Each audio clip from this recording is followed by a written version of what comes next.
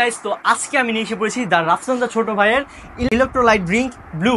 তো এটা দেখতেছি সব কন্টেন্ট ক্রিয়েটররাই একটা রিভিউ দিচ্ছে যে এটা খেতে কেমন। তো অ্যাজ এ কন্টেন্ট ক্রিয়েটর বা শর্ট কন্টেন্ট ক্রিয়েটর হিসেবে আমিও ভাবতেছি যে এটা আমি রিভিউ দিই। আর তার থেকে বড় কথা হচ্ছে এটা কিন্তু মামিসিংয়ে অ্যাভেলেবেল না, এটা মামিসিংয়ে পাওয়া যায় না।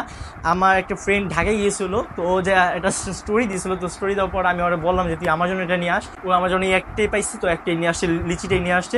দেন ইনশাল্লাহ আর যে দুটো ফ্লেভার আছে নেক্সট টাইম যদি আমি ঢাকায় যাই বা যেমনি হোক আমি নেক্সট ডে ওই দুটো রিভিউ দিব।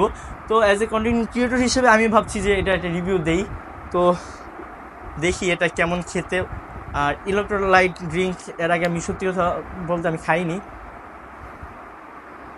সামনে আসো, তো একটু সামনে আসো। তো এটা দেখতে এটা কিন্তু আমাকে একটু ক্যামেরাটা দাও। এটা দেখতে কিন্তু লিচির মতোই লাগছে। এখানে লিচির যে ফ্লেভারটা আছে, মানে লিচি খেতে যেমন, তো মানে একটা লিচি ড্রিঙ্ক যেমন তেমনই। এটা আমি খেয়ে দেখি এটা খাইতে কেমন।